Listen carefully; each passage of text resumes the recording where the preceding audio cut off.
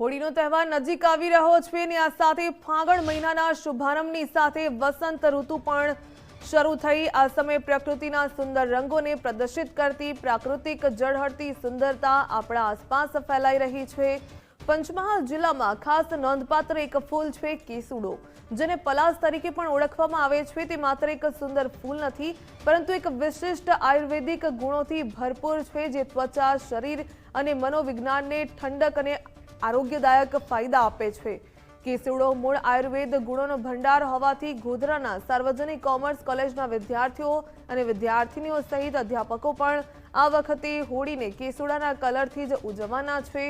કોલેજના વિદ્યાર્થીઓ અને પર્યાવરણ પ્રેમી પણ લોકોને આયુર્વેદિક ગુણોથી ભરપૂર એવા કેસુડાના ફૂલોથી હોળી રમવા અપીલ કરી રહ્યા છે।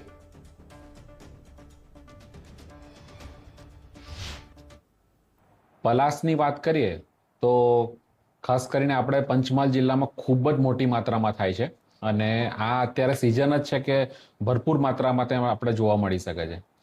પલાસના જે પુષ્પ છે, જેને આપણે કેસુડા તરીકે ઓળખીએ છીએ, એ કેસુડાને નેચરલ કલર તો છે જ એનો, પણ એ સિવાય તેનો ઠંડકનો ગુણ અદ્ભુત છે। પહેલાના વખતમાં પણ જ્યારે માતાઓથી પોતાના બાળકને નવડાવવા માટે કેસુડાના પુષ્પને પાણીમાં નાખીને એના પાણીનો યુઝ કરીએ આપણે, તો શરીરમાં સંપૂર્ણ ખૂબ સરસ ઠંડક પ્રવર્તે છે।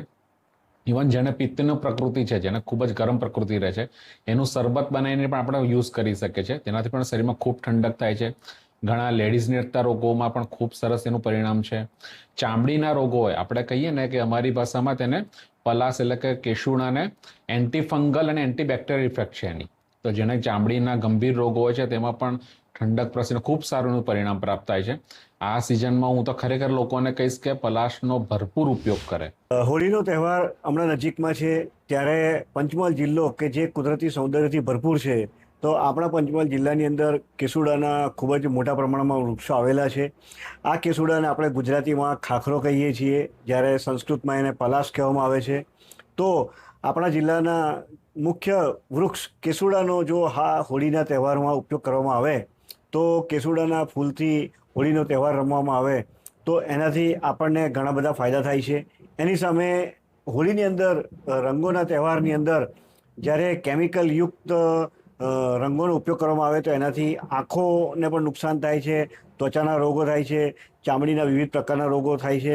તો આવા બધા રોગો ના થાય એના માટે આપણે કુદરતી કેસુડાના ફૂલનો ઉપયોગ કરવો જોઈએ। જેમ કે આપણે સૌ જાણીએ છીએ કે હવે હોળી ધૂળેટીનો તહેવાર નજીક આવી રહ્યો છે, તો આપણી જે યુવા જનરેશન છે તે જે કેમિકલ વાળા જે રંગ છે એનો ઉપયોગ કરીને હોળી ધૂળેટી રમવાના છે, તો એના કારણે સ્કિન રોગ, જે ચામડીના રોગ છે, એ ખૂબ જ વધી રહ્યા છે। તો આપણે આપણી પંચમહાલની પરંપરા મુજબ આપણું જે પ્રાચીન પરંપરા છે કે જે કેસુડાના રંગથી આપણે ધૂળેટી રમતા હતા, એ જ રીતે આ વખતે હું મારા કોલેજના તમામ વિદ્યાર્થીઓને અપીલ કરું છું કે કેસુડાના રંગથી જ આપણે ધૂળેટી રમીશું। અને અમારી સાર્વજનિક કોમર્સ કોલેજમાં તથા અમે અમારા આસપાસના વિસ્તારમાં આ જ રીતે ધૂળેટી રમવાના છીએ, અનેક ફૂલોના ઉપયોગથી કુદરત સાથે જોડાઈને। કેસુડાના ફૂલથી કેસરી કલર બનાવીને તેમાં ચંદનનો પણ ઉપયોગ કરી શકાય છે, હલ્દીનો પણ ઉપયોગ કરી શકાય છે, અને ગુલાબના ફૂલથી અમે ગુલાબી કલર બનાવીને તેનો ઉપયોગ કરીશું। હવે હોળીનો તહેવાર નજીક આવી રહ્યો છે અને આપણે સૌ જાણીએ છીએ કે હોળીના દિવસે બધા જે બહાર બજારમાં મળતા કેમિકલ યુક્ત કલરોથી હોળી રમે છે। પહેલાં સારું હતું કે કલર સારા હતા, પણ અત્યારે જે કલર આવે છે બધા કેમિકલવાળા હોય છે।